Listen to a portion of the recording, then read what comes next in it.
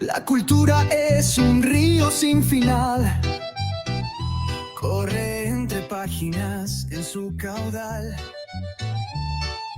Libros que hablan de un mundo mortal, vida, muerte, el todo y el nada vital. Buenas tardes, ¿cómo están? Esto es Ya que estamos. Yo soy Daniela Rangel y estoy muy feliz de poder continuar este segundo ciclo del programa, un programa en el que vamos a hablar de todo, de libros de cultura de la vida. Todo es un pretexto para hablar sobre lo que nos concierne a la coyuntura, al mundo de la literatura y de la cultura, como digo. Y estoy especialmente feliz porque estamos en el estudio de Univalle Online. Muy agradecidos con esta casa que nos acoge, felices de empezar. Y estoy acá con mi amigo y colega Willy Camacho, a quien le doy la cordial bienvenida en esta segunda etapa de Ya que estamos. ¿Qué nos puedes decir, Willy? Hola Dani, hola a todos, todas, a la gente del futuro que va a ver esto después. No sé a dónde estoy saludando, si a esta cámara, si se tengo que mirar a ti. Esto lo estamos haciendo en vivo para empezar y eso es una gran cosa, porque en la primera temporada la grabábamos. Ajá. O sea que podíamos corregir las onceras. Claro. Ahora nada, va a salir todas las metidas de patas. Aquí voy a saludar a todas las cámaras que pueda ver, por si acaso no vaya a ser que cometo un error. Y bueno, pues qué genial estar en Univalle Online, gracias a Univalle, a Rafael que nos está colaborando desde los controles y a todos los chicos que están con cámaras y haciendo el soporte técnico. Muchísimas gracias, es una maravilla tener un equipo tan lindo y contar con una audiencia igual, tan joven, tan diversa y que estoy seguro que les va a gustar hablar de la vida a partir de los libros, porque todo el mundo lee. Poco menos, pero todos leen. Aunque sea tu WhatsApp, ¿no? Pero claro. Aunque sea tu WhatsApp, pero lees. Y algo debe quedar.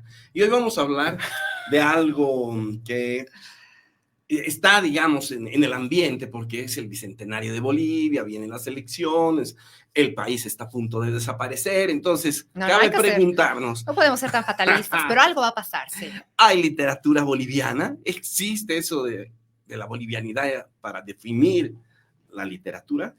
Uy, qué grave, y me lanza esa pregunta así. A ver, yo me podría pensar, ¿hay música boliviana? ¿Hay pintura boliviana? ¿Hay teatro boliviano? Porque ¿qué haría lo boliviano? Que ha sido escrito en Bolivia, que el autor es boliviano, que trata sobre Bolivia, que utiliza insumos bolivianos. ¿Qué sería? Claro, eso es interesante, porque ponte que alguien compone reggaetón, y podríamos decir que eso es música boliviana. ¿Por qué ha sido compuesto en Bolivia? ¿Por un boliviano? No, creo que no. Aunque tenga 70% de sangre indígena. No. No. Ahora, tampoco te podría decir qué sería un reggaetón boliviano, que habla de Bolivia, que describe Bolivia, que reúne todas las características, autor boliviano, no sé qué, música, no sé, instrumentos autóctonos, letra, que trata sobre qué. Claro, porque tradicionalmente se define a algo que es de un lugar porque es creado por alguien del lugar en el lugar, e incluso un poquito más. Es decir, si un boliviano crea una cueca en Estados Unidos, es una cueca boliviana, no es una cueca gringa. No sé. Es que no es. Por lo menos los bolivianos nacionalizamos todo. Ajá. O sea, hay muchas cuecas que han sido compuestas en el exilio, pero son bien bolivianas. Claro, pero porque nos conviene, ¿no? Es que en realidad creo que es difícil pensar en qué lo hace boliviano. Ahí está. Y ahora, ¿qué es lo boliviano? Programa. Para empezar, ¿qué es lo boliviano? Ajá. ¿Hay algo que pueda definir a la bolivianidad? A ver, en términos de literatura se ha dicho que, por ejemplo, si algo puede ser característico, es la literatura minera, ¿no? Pero debe haber minas en otros lugares también, ¿no ve? Claro. Pero es que creo que es un contexto, personajes, una temática, una exploración sobre justamente qué sería lo boliviano. Creo que eso podría ser un signo de lo boliviano. Aunque no nos diga qué es lo boliviano, un intento de acercamiento y exploración de lo boliviano ya podría ser algo, porque nadie más que los bolivianos van a explorar la bolivianidad. Eso no lo va a hacer un peruano, por muy boliviano que sea, ¿no es cierto? O sea, tal Pero vez han algo hecho por ahí. Alison Spelling, por ejemplo.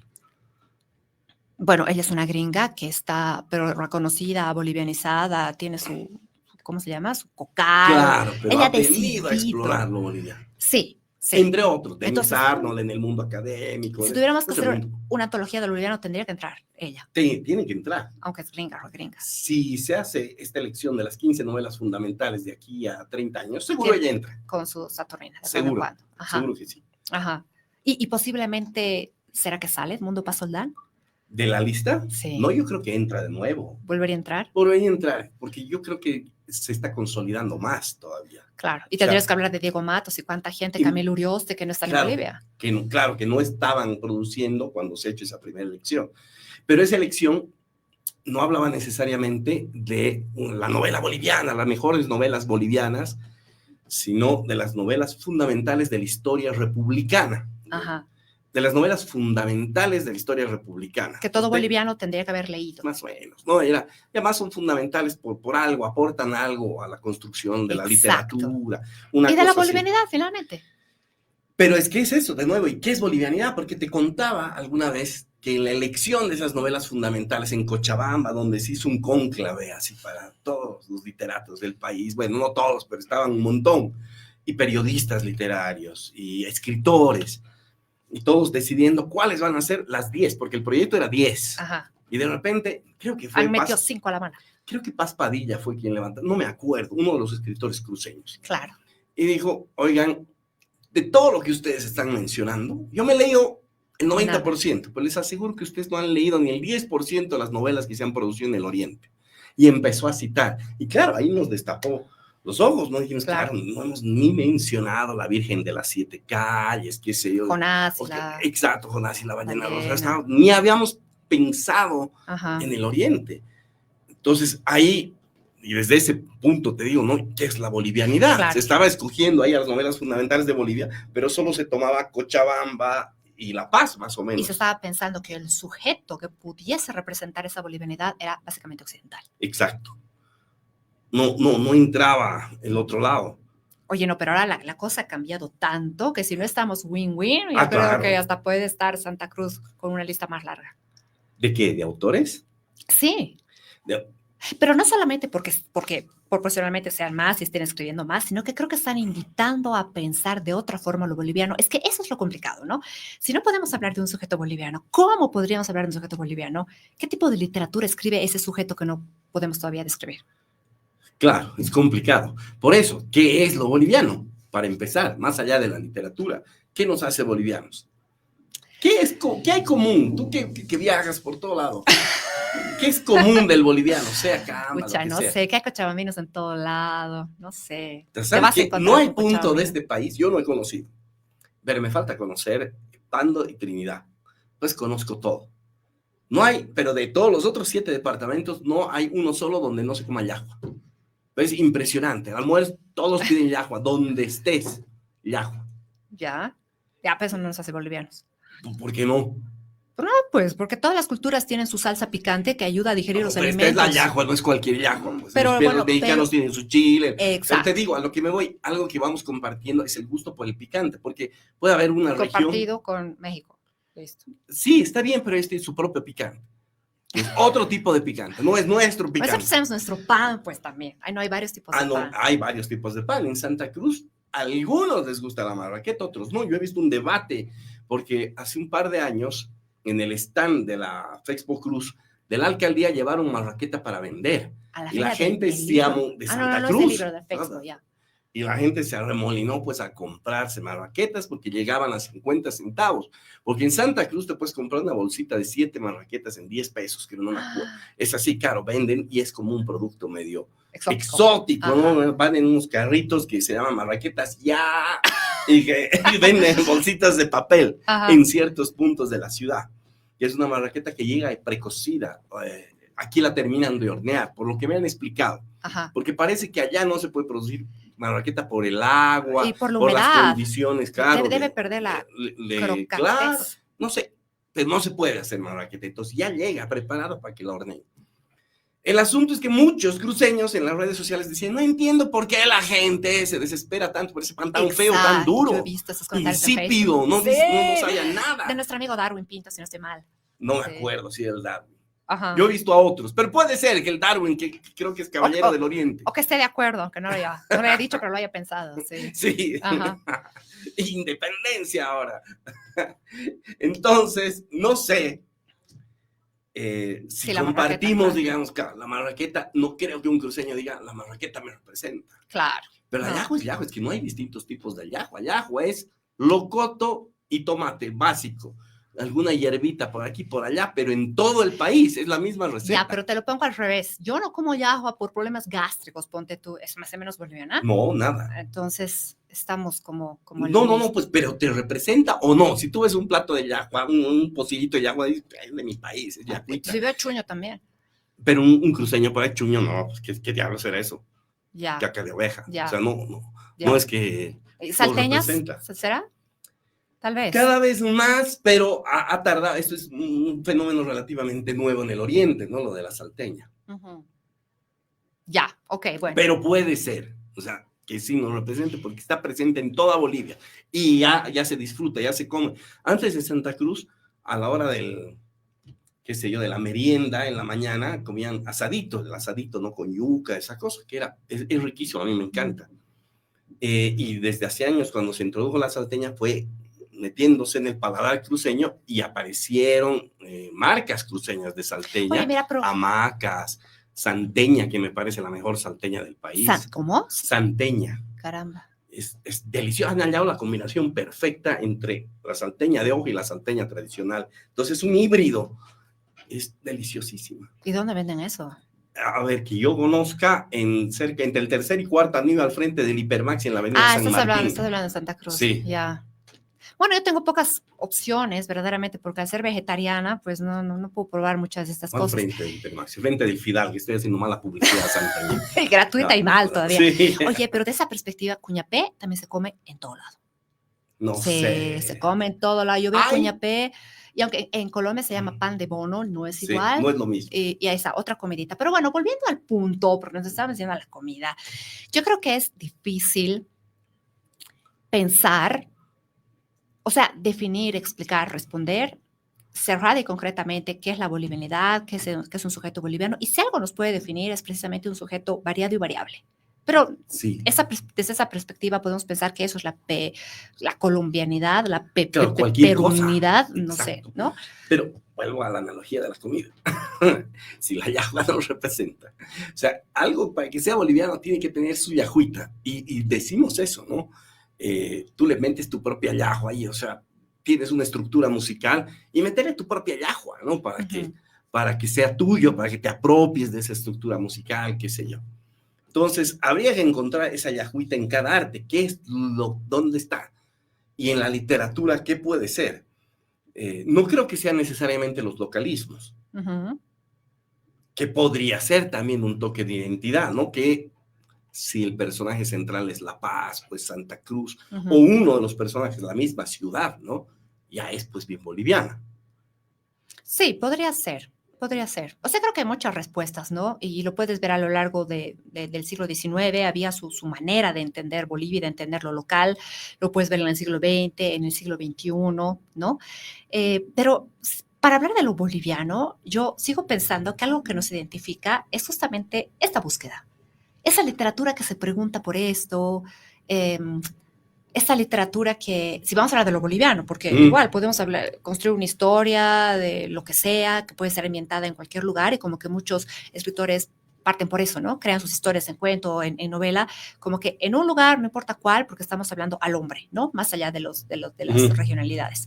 Al hombre, sí, al sujeto del mundo que se va a identificar en esta novela. Y creo que algo que hace boliviano es también el intento de de no optar por lo neutro, ¿no? Me explico, porque muchas veces, y lo veo, lo debes ver tú también en los talleres, hay una apelación a eso, ¿no? Voy a desterritorializarme porque quiero hablar así al mundo, entonces neutralizo mi lenguaje, neutralizo las referencias, neutralizo todo, y en realidad yo creo que se pierde mucho. Yo recuerdo que Martín Barbero, este crítico académico colombiano, estoy diciendo macanas, él decía, si algo tiene que apuntar la novela colombiana, que es una novela que es vista, tú sabes que Betty la Fea es la novela más vista de la historia, Sí. Ok, es colombiana, ¿no es cierto? Claro. Entonces decía, si algo tiene que apuntar la producción, la narrativa, digamos, colombiana, es precisamente no intentar borrar lo que lo hace colombiano. El café, Claro. las mujeres lindas, es que no es una sola cosa, ¿no? Exacto, cómo habla el paisa, cómo habla el rolo, cómo habla el que tiene que hablar, ¿no? Y no pensar, como piensan muchos escritores, especialmente noveles, no me van a entender, ¿no ve? Entonces voy a decir, oh, pasa, siéntate cuando nadie habla así, Claro. ni collas, ni camas, ni nadie, ¿no? Entonces, creo que a la medida que tú quieras construir, sin tener esas pretensiones universales, una literatura local, para lo que no importa, si para ti es local la empanada, la salteña, la yahua, lo que sea, y para mí es local hablar de Sopocachi, y para otra persona es local hablar del lago y, no sé, la siembra y la cosecha de papa. Cuando tú intentas ser tal vez honesto con ese mundo que estás representando porque lo conoces y porque te es cercano, tienes más posibilidades de pensar en algo boliviano y en que tu literatura le puede importar a alguien. Claro, yo creo que es así. ¿No? Porque, de hecho, había este debate siempre entre los escritores de Santa Cruz y los de Occidente, digamos, ¿no? Y los de Santa Cruz en esa época, estoy hablando de hace unos 20 años, ¿no? Tal vez, Liliana Colanzi empezando su carrera, Rodrigo Asbun, que estaba más metido en ese círculo, Maximiliano Barrientos, ellos decían que, claro, había que, no hablaban esto de desterritorializar, pero universalizar, llamaban el lenguaje. Entonces, si aplicamos modismos, localismos, etcétera, la gente no se siente identificada en otras partes del mundo. Entonces, no van a entender precisamente. Entonces, para transmitir lo que queremos transmitir, que lo importante es el fondo, no el ambiente, no el personaje no puede ser la ciudad, básicamente, sino el problema interno de tu personaje. Entonces, da lo mismo en qué lenguaje lo escribas. Y si da lo mismo, lo hagamos en neutro, más o menos, ¿no? Y yo me acuerdo que llegó justo el Sebastián Antezana, Premio Nacional de Novela, a participar del debate, y les digo, bueno, dos de las novelas más localistas de la historia son las más universales, el Quijote y Joyce, ¿no? O sea, el Ulises de Joyce. Y no puede haber algo más localista que eso, y sin embargo son universales. Exacto. Entonces, no tiene que ver con el localismo y con nada, sino con el tema que esté planteada en la novela, ¿no? Si la gente es capaz de identificarse, el lector de cualquier parte del mundo, con eso que está ahí, se siente empatía con lo que se está tratando, más allá de que esté ambientada en La Paz, en Tumbuctú, donde quieras, ¿no? Yo creo que va a funcionar.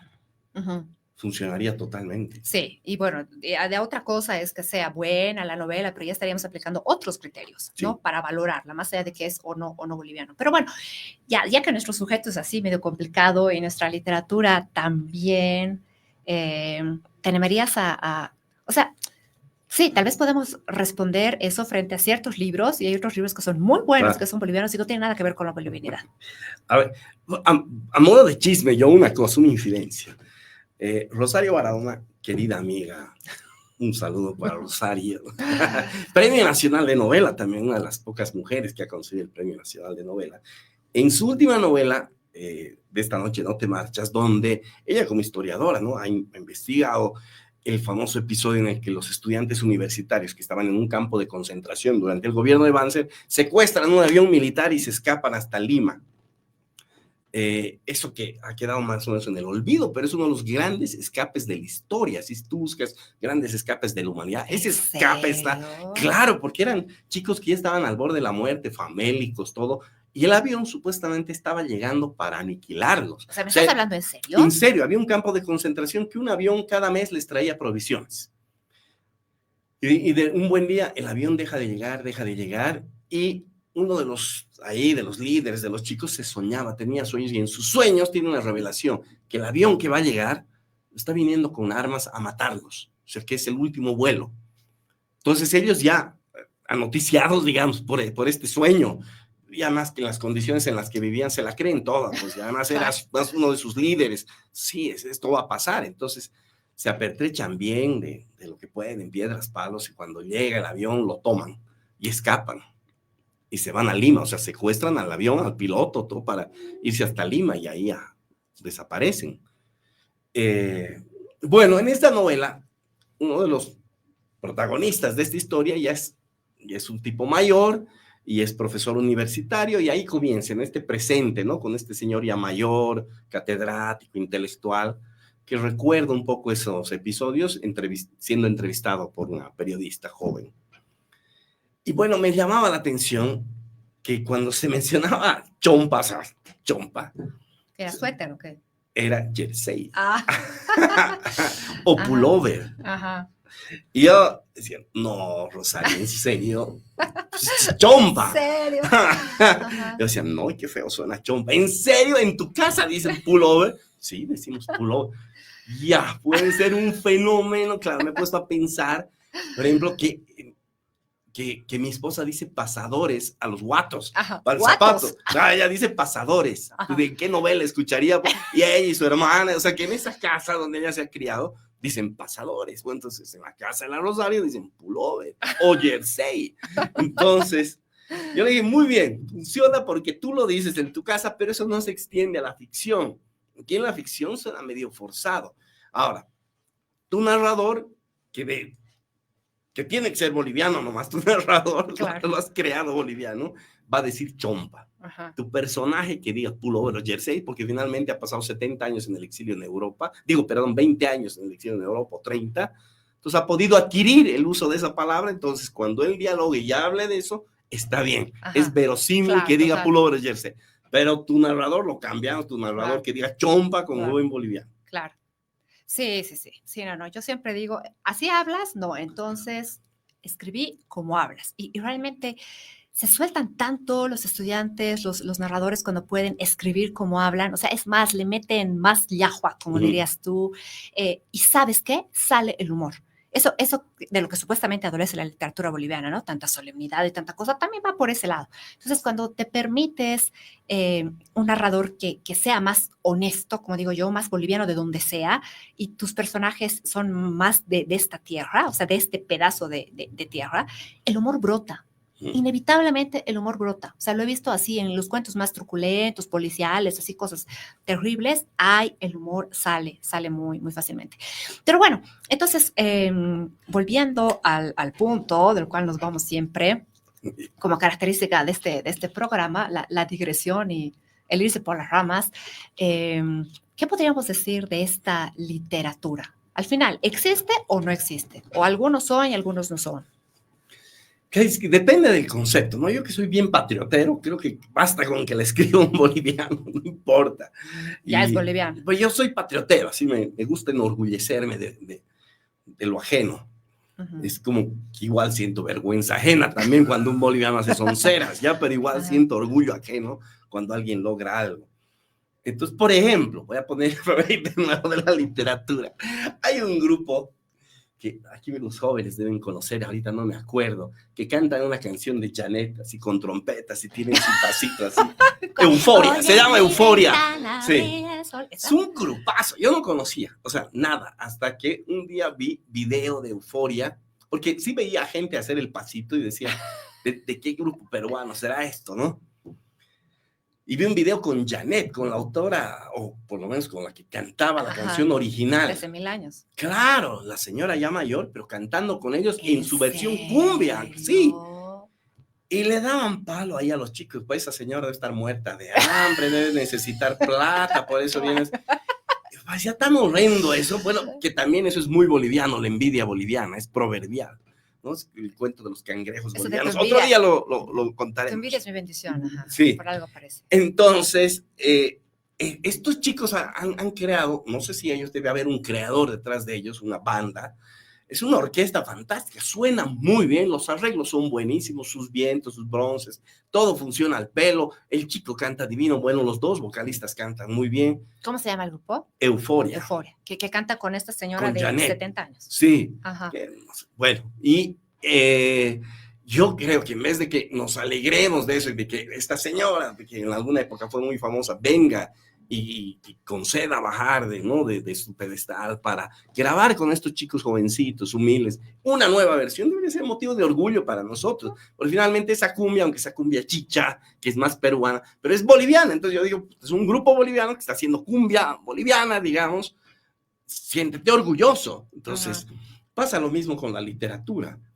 Creo que si un boliviano la crea en el país, bueno, pues boliviana. Ahora podemos entrar siempre al debate un poquito más académico, digamos, de si esto realmente es boliviano, ¿no? Y eso habría que verlo. En la literatura creo que es más difícil de definir. En la música porque hay ritmos tradicionales de cada país. Entonces, decir, Illimani es un tango boliviano. Es porque así he hecho acá. Y habla del Illimani, de La Paz. En ritmo. El género es tango, pero entonces, ¿qué tendrías que hacer? ¿Qué es pues propio? Tarqueados, es lo único que tendrías que Claro, componer, pero a eso ¿no? me voy. Pero es más difícil, o sea, no es que tenemos una tradición de tango. Yo solo conozco el tango Illimani. Debe haber otros tangos bolivianos porque los jóvenes de esa época que les encantaba el tango componían tango. Consumían, claro. Entonces, pero el que se hizo famoso y se quedó es porque habla de Illimani y también es bonita la melodía, que tiene un montón de componentes que le han hecho trascender. Pero los otros tangos han quedado en el olvido porque no son nuestros, pues porque la gente no se los apropia, porque no los siente suyos. Entonces diríamos que, ¿sabes qué estoy pensando en los concursos? Cuando tú lees las bases de un premio, digamos, nacional, es que, a ver, el autor tenga radicatoria por lo menos, ¿o es nacionalidad? No, radicatoria. ¿No ve? En el Premio Nacional de Novelas que viva en Bolivia. Viva, ni siquiera que tenga residencia. Sí. Que viva en Bolivia o que sea un boliviano que viva afuera, sí. ¿no? Y listo, la temática es como libre. Eso lo hace boliviano. Y si gana, pasará al canon de la literatura boliviana.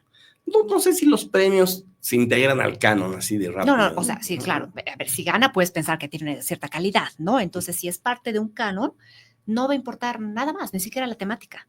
No importa. O que haya sido escrito acá o que hay un boliviano, digamos, detrás de ese mundo, de ese imaginario. No importa. Ajá. No. Bueno, tal vez ese tiene que ser un parámetro. Ahora, hablando de estos regionalismos a los cuales te referías, ¿hay una literatura así como occidental? Sí. Paseña no te digo porque es obvio, ¿no? Pero cuando hablamos de regionalismos estamos pensando en así, ¿no? Occidente, valles y qué sé yo. Media luna. Sí, no sé. Tú te los cochalas, nuestros amigos chuquis. Hay una gran tradición literaria cochabambina. Y claro, chuquisaqueña también, porque no hay que olvidar que ahí estaba San Francisco Javier, la principal universidad del país en ese entonces. Entonces, la gente que escribía más o menos salía de por esos lugares. O eran potosinos que estudiaban en Sucre, chuquisaqueños directamente. Dependiendo de la época. Claro. Y tú que lees tanto por ser director de 3600, ¿encuentras una constante, porque digo que yo creo que puedo responder sobre la parte occidental, en la literatura cruceña, por ejemplo, veniana, pandina, no sé? Creo que tiene etapas igual la literatura cruceña o oriental. No, ahí está. Y aquí voy a pecar, porque digamos, de literatura veniana, conozco muy poco. Pedro Shimose, digamos, en el tramo de la poesía. Tal vez otro poeta más que se me está escapando, que creo que todos además son de Riberalta. No sé por qué Riberalta ha producido tanto artista. Jorge Villanueva, que ha fallecido hace unos años, un gran guitarrista, y otros entre músicos y escritores y pintores son riberalteños. Es algo raro, digno de un estudio antropológico. Sí. Pero bueno, fuera de eso, la literatura cruceña tiene una etapa costumbrista, ¿no? Con la Virgen de las Siete Calles y otras cosas, donde retoma un poco mitos, leyendas, y se ocupa del costumbrismo que a finales de los 80, principios de los 90, es rescatado por algunos escritores como Manfredo Kempf, Mercado, o Suárez, ya no sé porque son padre e hijo, pero Manfredo Kempf, hijo, ya que en Luna de Locos y otras novelas hace este tratamiento de corte costumbrista y una hibridación con el realismo mágico de García Márquez. Entonces retoma lo que habían hecho escritores previamente y lo combina con algo de realismo mágico y el resultado es bastante decente. A mí me gustó mucho Luna de Locos. Sí me ha parecido que está muy parecido al realismo mágico, digamos, pero muy bien, los resultados. Pero ahí tienes a los cambas Claro, hablando, ¿no? están ahí, Totalmente, pues, en están la ahí. hacienda, sí. Y luego hay un quiebre, que siempre va a haber una generación, y puede ser que precisamente sean los escritores que han tenido la oportunidad de emigrar un tiempo, de formarse afuera, en el exterior, de vivir algunos años, que quieren romper con esto, ¿no? Ujú. Y ahí están los que te mencionaba, ¿no? El Maxi Barrientos, la Lili Colassi, y otros más del grupo, puede ser Saúl Montaño, no sé si estoy siendo injusto con él, o estoy pecando por meterlo en ese grupo, pero hay varios de esa generación que rompen, digamos, con la tradición costumbrista, y es muy bueno porque renuevan las letras cruceñas. Ellos tal vez en esa etapa de sus escrituras, digo, porque todos los escritores atraviesan etapas, en esa primera etapa tal vez tratan de mostrar una escritura más neutra, o sea, sin localismos, o sea, algo que puede pasar en cualquier parte del mundo, no ubican referencias. Y más moderna, ¿no? Más sí, con temas muy intimistas además, no importa tanto la anécdota, no tiene que ver si el país está en crisis, si el dólar sube, baja, no importa. Lo importante es que este tipo está frustrado porque su mujer lo ha dejado y está atravesando una tormenta interna, ¿no? Y todo el conflicto interior. Ajá. Y eso ya en el último tramo de la literatura cruceña veo que incluso ellos empiezan a retomar temas cruceños, ¿no? La ambientación política de cierta época, el clasismo, obviamente, en Vacaciones Permanentes de Lili Colanzi se ve eso, por ejemplo, y ya los últimos que puedo mencionar. Vacaciones Permanentes, ¿has dicho? Sí. Ah, qué buen título. Que está Juan Carlos Zambrana y Ademar Manjón, digamos, mostrándote la Santa Cruz marginal, la Santa Cruz dura, violenta, no la Santa Cruz de la hospitalidad que te vende la publicidad o los que quieren venderte terrenos, ¿no? Sino esa Santa Cruz hostil, porque es una ciudad grande, repleta de migrantes, y entonces el que es propio de Santa Cruz, oriundo de Santa Cruz, se siente invadido, y con justa razón. Lo que pasa es que en pocos lugares se siente una invasión así. Nosotros no, tal vez en La Paz lo hemos sentido en los años 70 hasta los años 80, digamos, ¿no? Por el centralismo. Entonces, gente de todo el país venía a vivir acá. Yo me acuerdo que cuando estudiaba en la universidad tenía 2 compañeros paceños. O sea, todos los demás eran chavalinos, solveños, potosinos, tarijeños. O sea, solo tenía 2 paceños. El que había salido conmigo de colegio y otro más. Qué raro. Claro, es que había mucha gente de afuera, ¿no? Que venía a estudiar aquí. Claro. Listo. Luego se acaban, la gente se queda en sus regiones porque las universidades igual se han desarrollado en cada región, y tal vez ahora todos apuntan más bien a Santa Cruz como destino de crecimiento. Entonces ellos se están sintiendo invadidos y es normal que reaccionen de alguna manera. Si lo ves desde un punto de vista antropológico, sociológico, la reacción un poco radical en algunos sectores es hasta justificada porque se sienten invadidos en sus costumbres.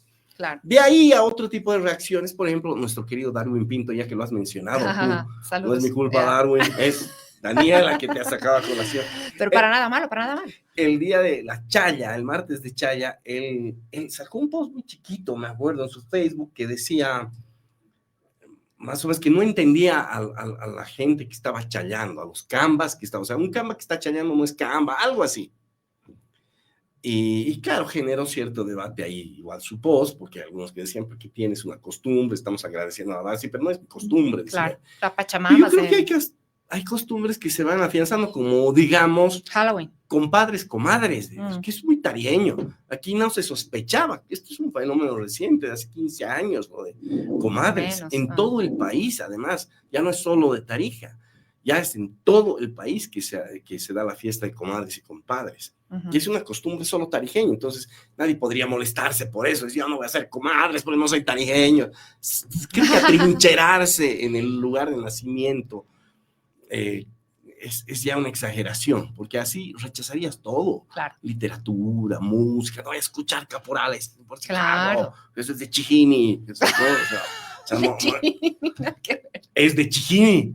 ¿En serio? Pero claro, el caporal tiene fecha de origen. Contanos eso, porque yo creo que necesitas hablar con documentos, pero ¿qué te parece si nos vamos a un corte? Y cuando volvemos vamos a hablar sobre qué tan cierto es que el caporal es de Chijini. Es de Chijini.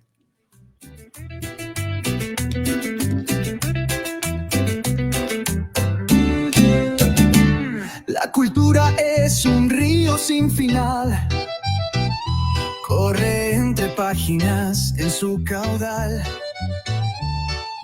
Libros que hablan de un mundo mortal, vida, muerte, el todo y el nada vital. La existencia nos grita en un rincón, entre letras suena su canción. La actualidad se quiebra en su escalón, la esencia vibra en cada renglón. Palabras sueltas en el aire azul, historias vivas bajo el sol y su luz. Todo lo que somos entre verso y cruz, un programa eterno en busca de su voz.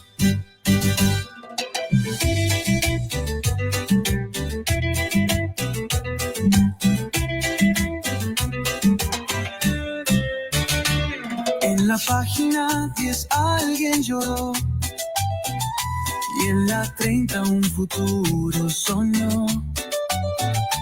Muerte y vida danzando en su tono, un compás que nunca se quebró. Actualidad que hiere pero abraza, cultura que al espíritu traza. En estas líneas nuestra alma descansa. Tú escuchas Univalle Online. Historias vivas bajo el sol y su luz. Todo lo que somos entre verso y cruz. Un programa eterno en busca de su voz.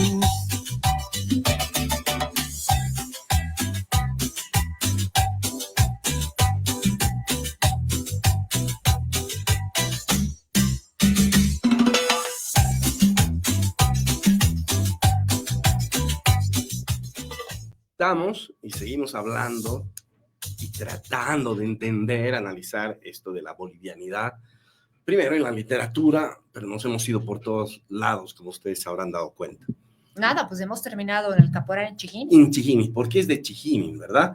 ¿Sabes qué es chistoso? Porque hace años me enfrasqué en una pelea. Yo en esa época era bien tonto, yo me metía a pelear en estas cosas de Facebook, o sea, me metía a debates estúpidos. Me doy cuenta que hay gente que solo entra para molestar, digas lo que digas, te va a dar la contra, no importa. O sea, si te está diciendo, sí, el Bolívar es una porquería, que no sé, tú le dices, cierto, es una porquería, ay, ¿por qué hablas de eso, tigre mal nacido? O sea, te empiezan a insultar como sea, de lo que sea te van a insultar. Ajá. Y yo me metí a estas cosas. Y había gente de Cochabamba que aseguraba que el caporal es cochabambino. Ajá. No, no creo. Y no, pero es que San Simón es una tremenda fraternidad. Es otra cosa. Y claro, pero es que ellos se la han creído, que el caporal lo han inventado ellos, ¿no? Ajá. Entonces, allá, ¿por qué si ellos se la creen? ¿Por qué no se la van a creer los de Puno? Ajá. Que el caporal Que es... también se baila. Claro, ellos no creen que son los inventores, pero dicen, pero es del mundo andino, compartimos las mismas danzas autóctonas. Ahí hay una confusión, una cosa es lo autóctono y otra cosa es lo folclórico. Ajá. Lo folclórico es un fenómeno que se circunscribe a un espacio de tiempo, un espacio geográfico y social, dados, así, bien concretos. Ajá. Ahí se genera el folclore. El folclore no es de toda Latinoamérica, sino se cree en un espacio. Lo autóctono, sí, digamos, la música aymara originaria, los yarabís, qué sé yo, ese tipo de cosas, seguro está compartida entre todos los pueblos aymaras distribuidos desde Chile hasta la Argentina. Y eso se podrá compartir, pero el caporal ha sido creado, pues, y está documentado.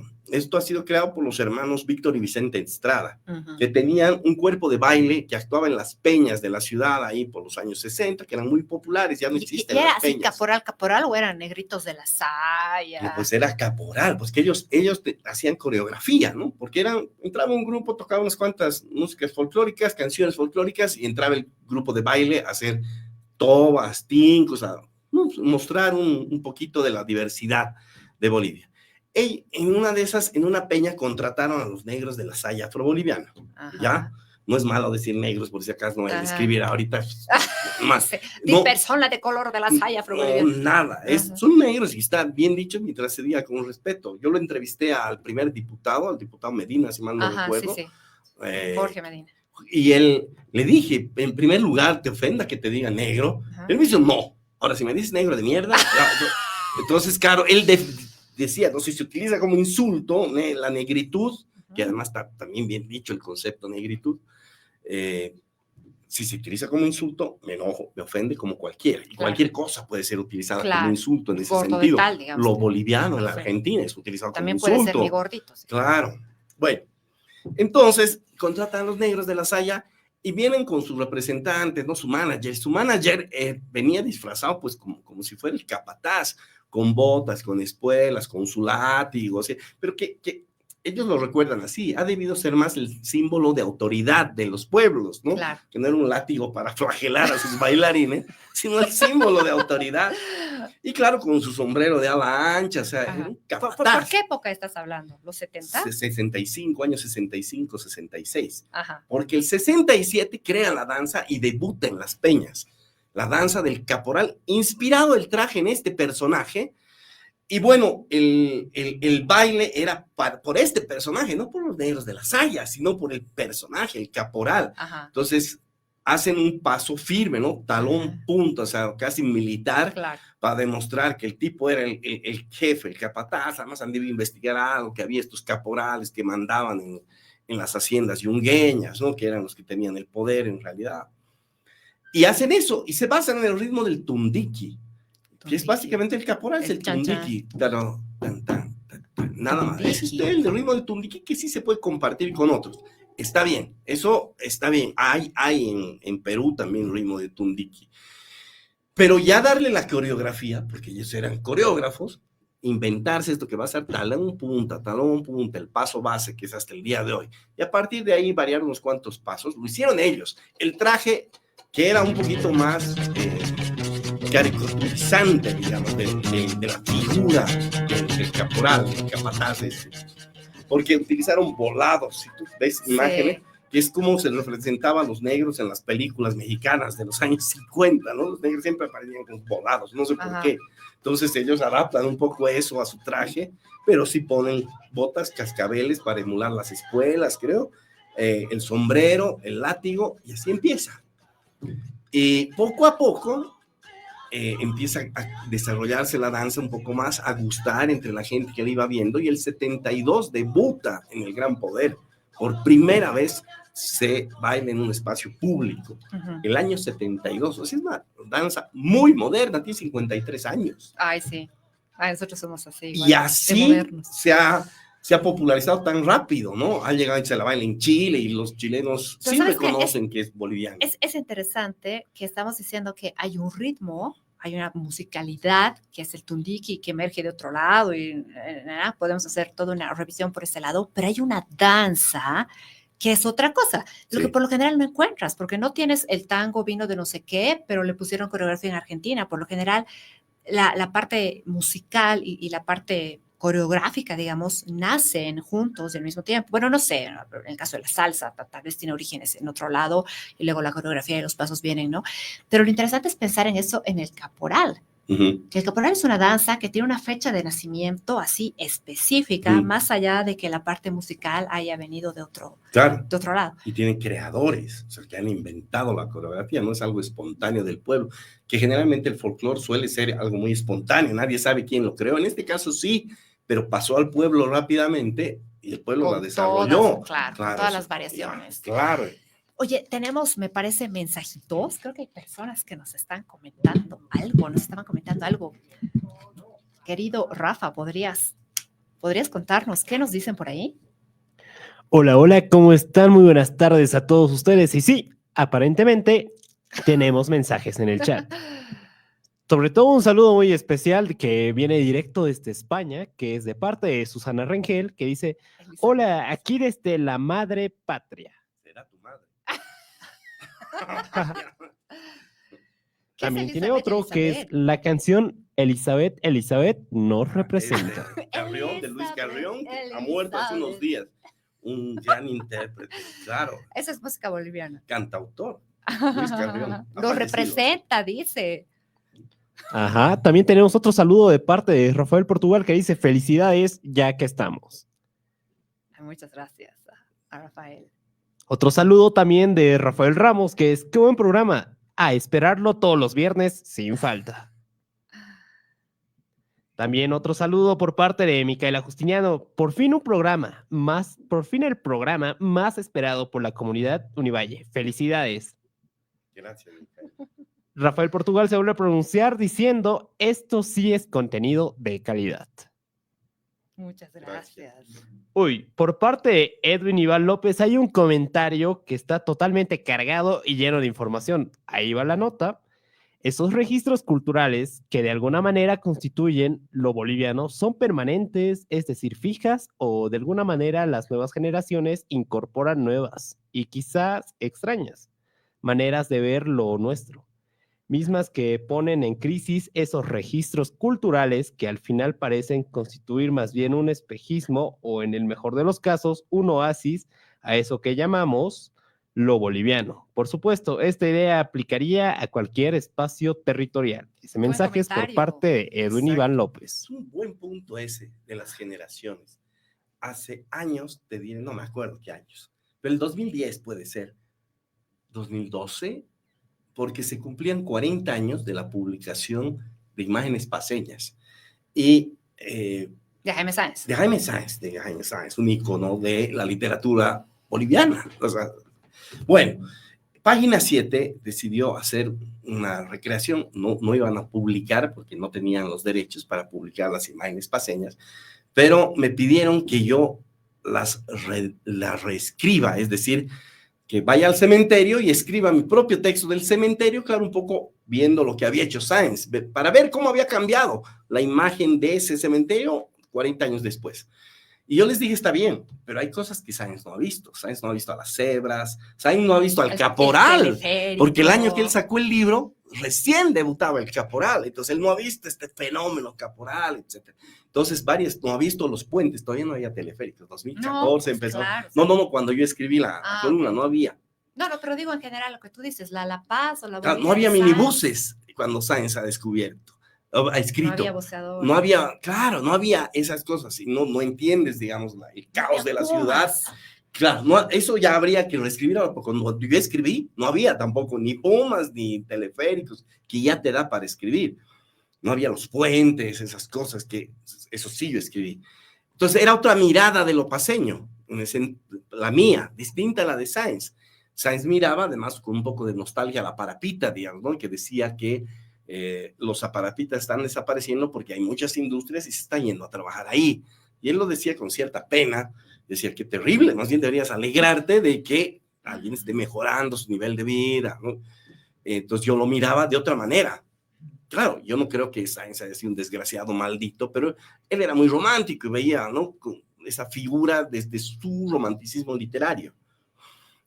Así, entonces yo creo que tiene razón el amigo que nos escribió. Los jóvenes están tal vez encontrando otras formas de entender lo boliviano. Sí, de entender lo boliviano y de referentes, ¿no? Porque al final los referentes guían, abren camino, quieres imitarlos, quieres interactuar con ellos. Sí, verdaderamente habría que buscar qué son por los referentes, no solamente las personas, ¿no? Actualmente, bueno, que de hecho lo hace el arte todo el tiempo, los lugares, las prácticas, la gente, nuestros influencers, los de verdad, ¿no? Claro, lo que tú decías al principio, ¿no? La literatura minera, que sí nos representaba en esa época, porque básicamente el país vivía de la minería. Y ha cambiado ahora, pero tampoco no tenemos literatura gasífera, digamos, claro, petrolera. Claro. Nadie hizo eso. Novelas, claro, novelas del petróleo, sí. No hay, y tal vez tampoco nos representa, tal vez los jóvenes ya no ven lo económico como algo representativo, sino hay otra cosa que los representa. Claro. Tal vez los que han nacido... ¿Qué cosa? Cuéntenos, por favor, ¿qué les representa? Sí, ¿qué pueden sentir los que están ahí en sus casas o en el celular? ¿Qué los representa? ¿Qué ustedes dirían que es bien boliviano? Eso, bien boliviano. ¿Qué hace distintivo al boliviano? Algo que nadie más tenga. Yo decía la yahua es solo nuestra, no hay yahua en otro lugar. O sea, hay picante, pero no yahua, es que la yahua es un componente. Hay locoto en el Perú, pero no hacen yahua. Sí, sí, buena pregunta. Complicado. ¿A ti te representa algo, además de la yahua? Varias cosas. Tu partido, tu tigre. No, pero claro, El tigre en lo local, en lo más el local. local, no, pero en lo boliviano, eh, esto que acabamos de hablar, se baila caporal en todo lado, en Santa Cruz, Tarija, en todo lado hay bloque de ¿Verdad? caporal. Yo creo que es una danza que representa a todo el país. Y bailes o no bailes, yo creo que uno ve diablada y dices, esto es boliviano. ¿Verdad? Y todos sacan pecho. Sí. Seas cruceño, pandino, tarijeño, es diablada, Sí. es boliviana. Uno me vieras a mí en Te España. peleas por la diablada, Así claro. gritaba, bailaba detrás, porque hay pues o sea, imagínate, hay tanto boliviano y es tan importante esto del folclore, que un día toman la Gran Vía, o sea, que es la avenida más importante en Madrid, y hacen su entrada folclórica. Pero realmente te sale el boliviano de donde pensabas que no lo tenías, absolutamente. Claro. Es lo que te pasa cuando estás afuera, ¿no? Entonces, creo que sí, la música te representa, pero debe haber nuevas cosas, porque eso siempre nos ha representado, tal vez. Yo ahorita no se me ocurre en música, por ejemplo, qué puede representar a los jóvenes. Bueno, siendo el la folclore? cueca boliviana también es única, digamos, ¿no? Cuando la escuchas, Claro. o sea, no es como la chilena, que también tiene cueca, no. No, pues no es la zamacueca peruana. Sí, sí. Bueno, hay ciertas cosas, bueno, ya nos contarán, pero sí, creo que es importante. Ahora, estábamos tratando de construir o ver estas diferencias de la media luna, de la supuesta media luna de la que hablabas, ¿no? Y decíamos, ¿qué están explorando en Santa Cruz, en el Oriente? ¿Qué dice su literatura que uno puede decir? Esto es típicamente cruceño. O sea, yo leo esto y puedo decir esto lo he escrito un camba, digamos, ¿no? O por el otro lado, yo no sé si puedo decir esto lo he escrito un orureño, verdaderamente. Es más complicado. ¿No? Hay un potosino, bueno, tal vez si toca estos temas mineros y muestra mucho conocimiento de esta dinámica en Potosí, qué sé yo, el turismo, no sé, podría decir, esto lo escrito un potosino o alguien que conoce la movida. Paseño, obviamente lo reconocemos a la legua. ¿Por qué reconocemos lo paseño, según tú? Ya, porque está el Illimani. Ya, por todo lado tiene que aparecer el Illimani. No, por el lenguaje. Por lo urbano. Por distintos registros que hay en el lenguaje, ¿no? En La Paz no hay un solo registro. Me imagino que eso pasa en todas las ciudades, no debe haber un solo registro, pero aquí en La Paz ya es terrible. ¿Tú te acuerdas? Contigo pasamos clases con David Mondaca. Claro, fuimos sí. compañeros. De dramaturgia. Y te acuerdas que él nos contó que hizo una investigación porque no sé qué tenía que representar y se fue desde Mayasa hasta el Alto. Sobre las R's. Y que había 42 formas de pronunciar. La S. Exacto. Ajá. Entonces ella te marca distintos registros, ¿no? Del lenguaje, es un pequeño ejemplo para ver. Y claro, obviamente no hablan de la misma manera un joven de la zona sur que un joven de la zona norte. No habla lo mismo alguien que vive en Ciudad Satélite que alguien que transita normalmente por la Ceja del Alto. No hablan igual nuestros padres, Sencata, Río Seco, que son barrios un poco hijos. más alejados, no más próximos al área rural, entonces seguro el español estará más impregnado de las formas de la lengua materna de los primeros migrantes, o sea, del Aymara. Entonces, y sobre todo, tenemos todos ya en general esa impregnación, ¿no? En mayor o menor grado, lo que decíamos, yahua es una palabra de las lenguas originarias, o sea, no es una palabra del español. Por eso no hay yahua en ningún lado. Claro. Porque no saben cómo describir. Puede ser. Bueno, igual el estimiento, ¿no? Tu palabra claro, favorita, no sé. Claro, tampoco está eso en la RAE todavía. No. Pero bueno, más allá de eso y de las formas, a ver, en La Paz yo creo que hay una representación de la ciudad. O sea, la ciudad se hace contexto y se hace protagonista, siempre, siempre, ¿no? O sea, sus calles, sus avenidas, sus persecuciones, sus pérdidas. Estoy pensando en Alguien más a cargo, estoy pensando en Pasado por Sal, en El Semendizábal, estoy pensando, no sé, en todas las novelas que se me vienen, no hay una que yo pueda decir que me guste, que esté en La Paz y que la ciudad sea nada. Claro. Pueda pasar lo mismo en La Paz o pueda pasar en, no sé, Liberia, digamos, da igual. No. Entonces creo que hay una fuerte presencia de la ciudad. La ciudad que cobija, la ciudad que expulsa, la ciudad que es parte, que es compinche en lo que te pasa, ¿no? Y lo que tú dices, el lenguaje. American Visa. American Visa, la ciudad total, está ahí. Total. ¿No? Hasta en la película, obviamente, o sea, no han podido hacer la película en México, digamos. Tienes que hacerla en La Paz, porque funciona por eso. Sí. Por los distintos estratos sociales que hay que cohabitan, cosa que no pasa en otros países, ¿verdad? O sea, tú ves las diferencias bien marcadas, es decir, los pobres allá cruzando la avenida, los ricos o la otra clase social acá, pero no nos juntamos, no nos mezclamos, cada quien en su espacio. Acá no hay eso, aquí está todo bien mezclado. Sí, estamos mezclados, sí, de toda forma. Pero, a ver, para ir cerrando esto, estábamos pensando que la literatura cruceña aún no ha llegado, creo, a explotar el lenguaje cruceño. No, creo que no. Sí, en estos últimos autores noto el habla urbana, popular, o sea, el que hablan los jóvenes, bien presente, bien marcada. Pero extraño mucho los modismos, porque yo voy allá y me hablan con modismos, ¿no? Que también son provenientes de las lenguas originarias del Oriente, que son muy lindos, muy sonoros, además, es todo pues agudo, ¿no? Yo no sé los modismos, pero sé achachairú, curucusí. Curucusí me parece la palabra más linda del mundo. Y es luciérnaga, ¿no? El curucusí. Y toborochi, ahí está. Todo es sonoro. Entonces, sí. Pero además, achachairu, curucusí, suenan así, ¿no? Al final, agudas. Y tienen eso para insultar, para alabar, para todo. Pero veo su literatura y noto un lenguaje urbano, pero despojado de esos modismos que tal vez piensan, nadie va a entender. Y es probable, porque yo voy ahí y no les entiendo. Tengo que pedir explicación, ¿no? ¿Qué quiere decir eso? Imagínate, si tú no entiendes, obviamente ellos tampoco pueden leer y pueden entender el Periférica Boulevard. Exacto, ni por si Se acaso. pierden de los placeres más grandes de la literatura, qué pena, hay que traducirlo. Sí, habría que traducirlo al cruceño. Claro, o sea, no hay una expresión. Imposible. Creo que sobre esto podemos ahondar, sobre estos lenguajes que se están creando contemporáneamente, que se han creado, cómo es que se los puede explorar, ¿no es cierto?, en un programa siguiente. Pero por ahora creo que hemos dicho todo y nada, como siempre, y hemos llegado al final. Muy bien, pues ha sido un buen arranque, creo yo. Muchas gracias nuevamente a Univalle Online, a toda la gente de Univalle, a los chicos que están aquí en el equipo, Rafael en los controles, y gracias a los que nos están viendo allá. Espero que podamos seguir creciendo y compartiendo temas con ustedes, haciendo esto más interactivo cada vez. Exacto, y estamos pendientes y alertas a los temas de los cuales ustedes quieren que hablemos, a los libros, a los autores, en fin, estamos para leerlos y para poder justamente hacer eso, interacción, leerlos y sentir que estamos unidos. Así que muchas gracias otra vez por todo y hasta el siguiente viernes a las 5 de la tarde. La existencia nos grita en un rincón, entre letras suena su canción. La actualidad se quiebra en su escalón, la esencia vibra en cada renglón, palabras sueltas